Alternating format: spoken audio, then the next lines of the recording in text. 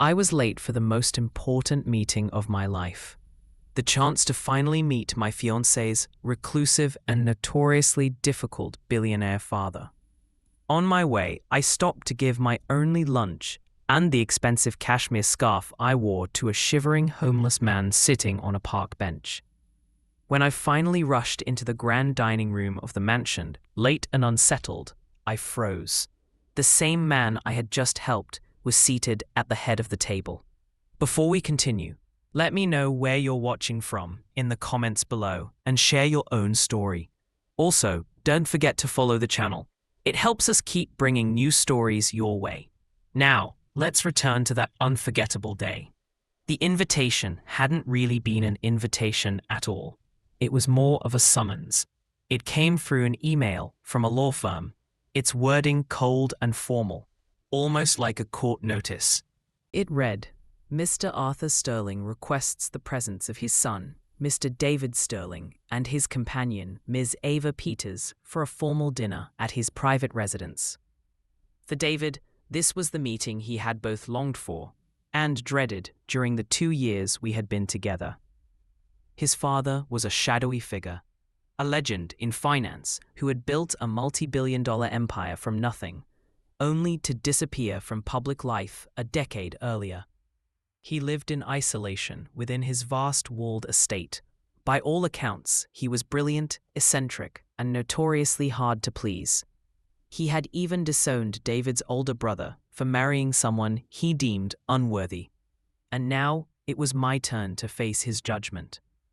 The week before the dinner was filled with anxiety. David, usually calm and steady, was shaken. "Ava, you don't understand," he said. "This isn't a normal meet the parents. My father doesn't do normal. This is a test. Everything with him is a test. Our future, our wedding, it all depends on him approving of you." He gave me a strict list of rules, a conversational minefield I had to navigate. Don't talk about my non-profit job. He viewed charity as weakness. Don't mention my parents' modest background. Stick to safe topics: art, history, economics. Wear the navy blue dress David had chosen, and the cashmere scarf. Appearances mattered to him. And above all, do not be late. To his father, tardiness meant weakness of character. On the morning of the dinner, I felt like I was preparing for an audition, not meeting a future in-law. I practiced safe topics in front of the mirror. I pressed the dress and scarf until they were flawless. My stomach was tight with nerves. I was so focused on passing this test that I almost forgot to simply be myself. I took the train to his town, a wealthy and secluded enclave about an hour from the city. David was already at the estate, preparing. I was supposed to take a taxi from the station, but when I stepped off the train, the pressure of the day felt suffocating. The estate was just a mile away, so I decided to walk, hoping the fresh air would calm me. The walk felt like crossing into another world. The streets were silent, lined with sprawling mansions, hidden behind tall hedges and ornate gates. I felt out of place, a simple girl from the city, walking through a world built on privilege. I checked my watch, just 20 minutes left. That's when I saw him. An elderly man sat alone on a park bench, the only thing in this polished neighborhood that didn't belong. His clothes were worn, his face lined from years of hardship. He shivered in the cool afternoon, his thin jacket no protection from the chill. He looked lost, hungry, and utterly alone.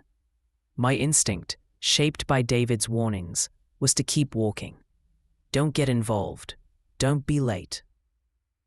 Don't show up looking less than perfect. But then I caught his expression, the quiet, deep sadness in his eyes. My grandmother's words echoed in my mind. The true measure of your character is how you treat those who can do nothing for you. I turned toward the bench. "Excuse me, sir," I asked gently. "Are you all right?" He looked up, his blue eyes surprisingly clear. "Just a little cold," he replied in a rough whisper. and I seemed to have missed the lunch at the shelter. I thought of the simple turkey and Swiss sandwich I had packed for myself. It was the only food I had, but without hesitation, I pulled it from my bag. "Here," I said. "It's not much, but it's yours." He studied me for a moment before accepting it with a nod. "Thank you. That's very kind." Noticing him shiver again, I slipped the cashmere scarf from around my neck, the very one David insisted I wear, and gently placed it over his shoulders. "You need this more than I do," I told him. "Oh, Patrick is interested in buying my son for me." He tried to be more, but I was ready to do something sweet. He added, kindly and promptly, and said, "I'm sorry. I'm very sorry for any disruption." He looked down at the scarf, then back at me, his gaze steady and searching. "You are a very kind woman," he said. I smiled, wished him well, and hurried on. But as I checked my watch, my stomach sank. I was officially, irreversibly late. My heart raced. I thought I had already failed before even walking through the mansion doors. What I didn't realize then was that I had just passed the only test that truly mattered. I checked my watch. 5:12 p.m. I was now 12 minutes late for the most important and most nerve-wracking meeting of my life. I practically jogged the last quarter mile, my sensible heels sinking into the soft, manicured grass that lined the private road.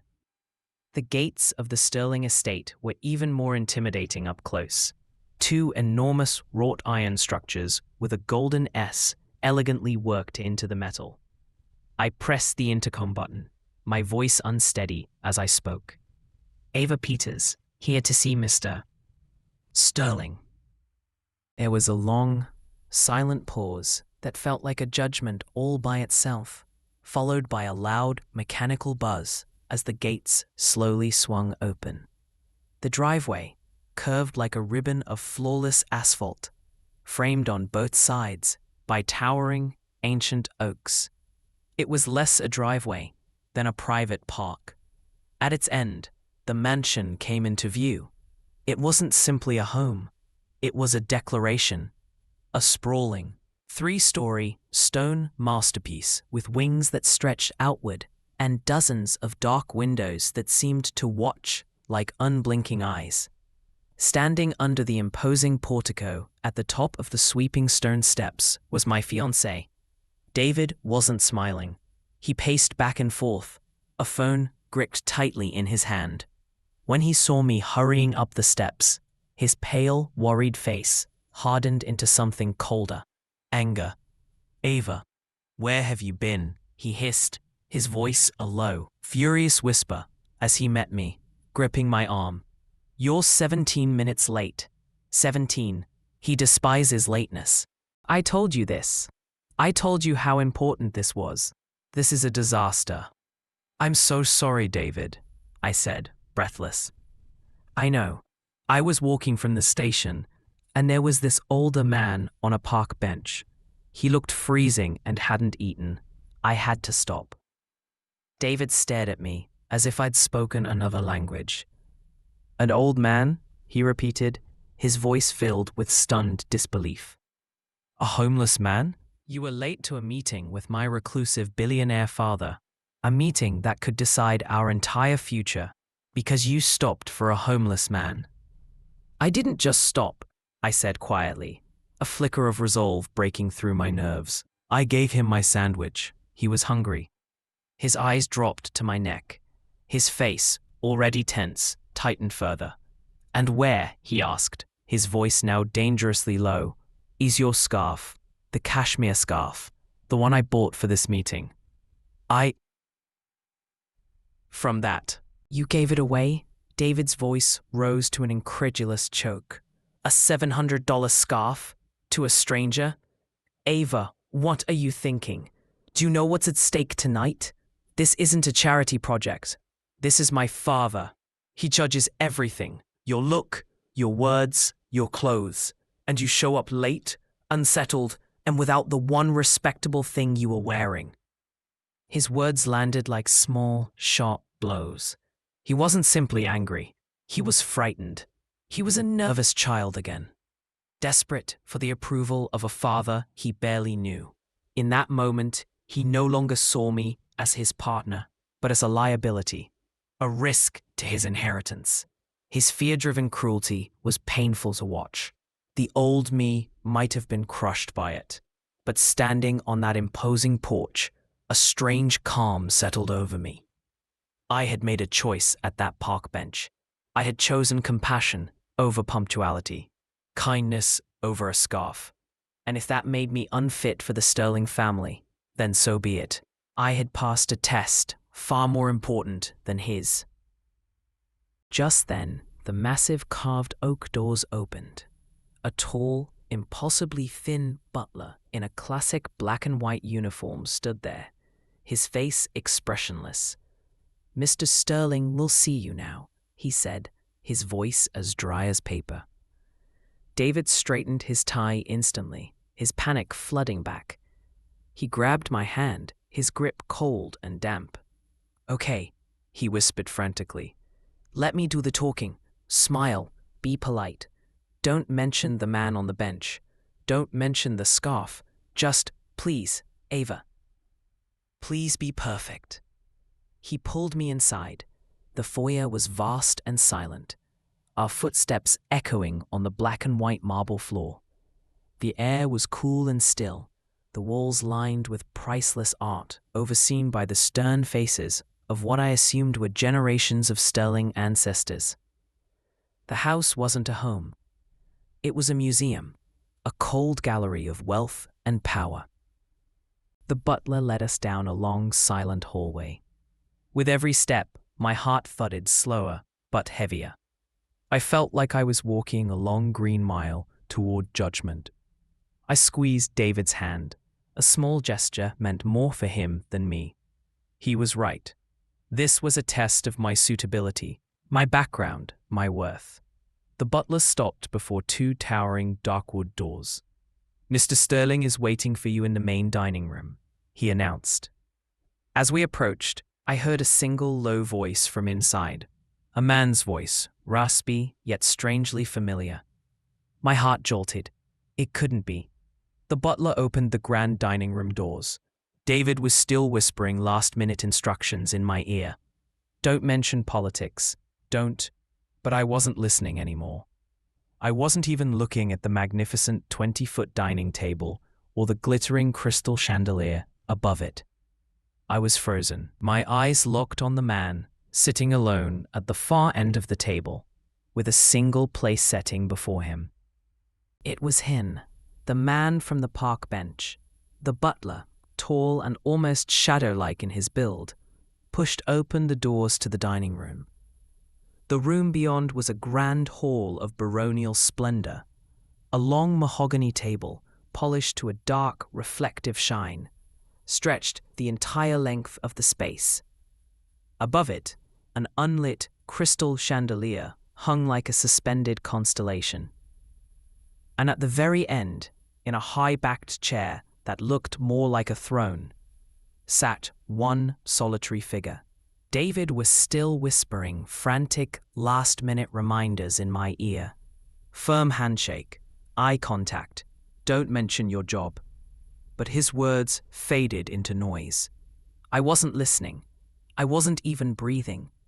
My entire focus was on the man at the end of the table. I told myself it couldn't be him, that it was just coincidence. Another old man in worn clothes. My mind tried to convince me I was mistaken. But then he shifted, adjusting something around his neck. And there it was, my scarf. The same cashmere scarf I had handed over less than an hour ago. I froze, my body refusing to move. David noticed my hesitation and tugged at my arm, irritated. "Ava, what is it? Let's go." But then he followed my gaze. His eyes landed on his father. The change in him was immediate. My fiancé, who had spent the week instructing and controlling me, now looked like a frightened child. The color drained from his face. His confident posture collapsed. and a strangled sound escaped his lips. "Father," he stammered, "what are you doing? What are you wearing? Are you unwell?" The man at the table did not look at his son. His clear, intelligent blue eyes stayed on me, his expression calm, almost kind. He smiled warmly. "Welcome, Ava," he said, his voice the same raspy tone I had heard on the park bench. "Please, come in. Have a seat, and forgive my appearance earlier. It's an eccentric habit of mine." I remained frozen, struggling to reconcile the image of a homeless man with the reality of Arthur Sterling, the elusive billionaire. It was David's panicked whisper that pulled me back. The homeless man? That homeless man? That was him? The weight of his earlier words on the porch now seemed to crash down on him. Arthur Sterling finally turned his gaze to his son. The warmth disappeared, replaced by a voice cold and sharp.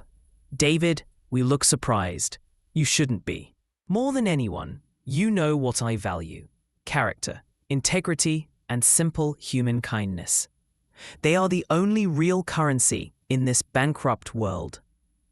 I have spent the last decade testing people, seeing how they act when they believe no one of importance is watching." He gestured at the empty chairs surrounding the vast table. "I've had heirs, CEOs, and ambitious young men sit here, armed with perfect manners and polished appearances. And every one of them performed. That's all it was, a performance." He sighed, the weight of disappointment clear. Then his eyes returned to me, warm again, filled with a genuine admiration that was almost paternal. "And then today," he continued softly, "this young woman arrived, your fiancée. You had warned her of this difficult meeting, of the importance of appearances. She was already late. She knew the risks, and yet she stopped." His gaze held mine. She was not disgusted, not afraid, and she didn't walk past. She saw a person in need, and she offered what she had. "She gave her own lunch," he said, gesturing toward the half-eaten sandwich, now resting on a fine china plate beside him, "so that I, a stranger, might eat. And she gave her own comfort."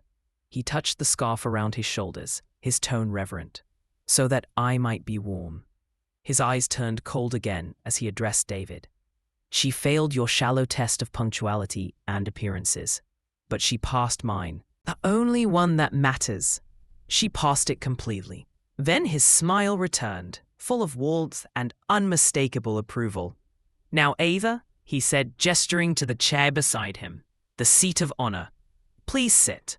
Let's have dinner. It seems we have a wedding to plan, and the future of an entire company to discuss." Arthur glanced, almost casually, at his pale and shaken son. "David, you may stay and listen, or you may leave. The choice, for once, is yours." The silence in that vast dining room was suffocating. It carried both David's public humiliation and my own surreal shock. He stood frozen at the doorway, staring at the man he called father, who now seemed like a stranger. I, however, was looking at the man from the park bench, someone I suddenly felt I understood with clarity. With quiet dignity, Arthur Sterling gestured to the seat at his right. "Ava," he said gently, "please." My body finally moved. I walked the long stretch of polished mahogany, footsteps echoing in the cavernous room. It felt like walking through a dream. I took the seat of honor. David, after a long hesitation, shuffled to the far end of the table, as distant as possible from his father's authority. The silent butler entered, pushing a silver cart, and began serving the first course. What followed became the most uncomfortable dinner of David's life. The conversation was not between father and son. It was between Arthur and me. David remained a quiet shadow at the end of the table, barely touching his food. Arthur, eccentric, yet unexpectedly kind, ignored him completely. His attention was fixed on me. He never asked about money, education, or family status.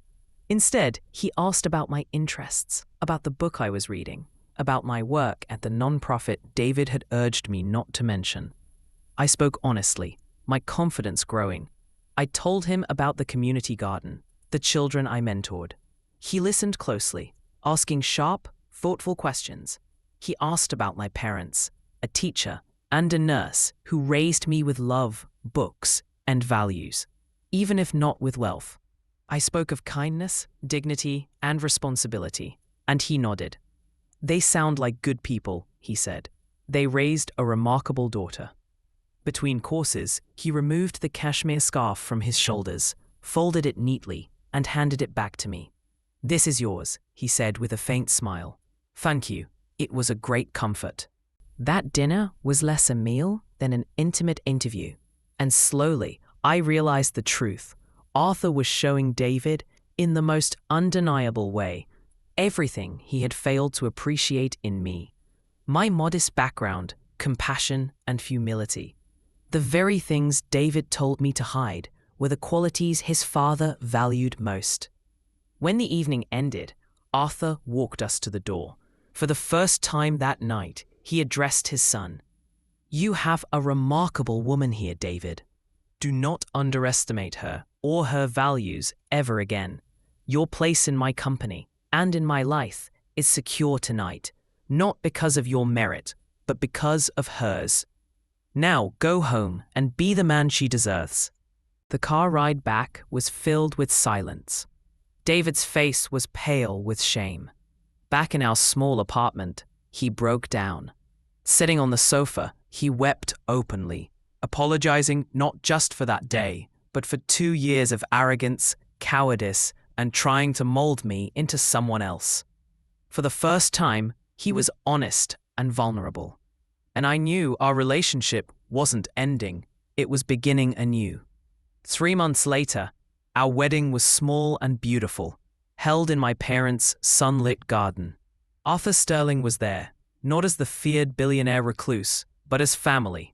He wore a tailored suit, but draped around his shoulders like a medal was my cashmere scarf. And as I spoke my vows to a changed, humbler David, I thought about the nature of tests. I had gone to that estate terrified of failing David's shallow test of appearances. I failed it completely, and in doing so, passed the only test that mattered. My reward wasn't wealth or status, but the realization that true worth is never measured by possessions, power, or appearances.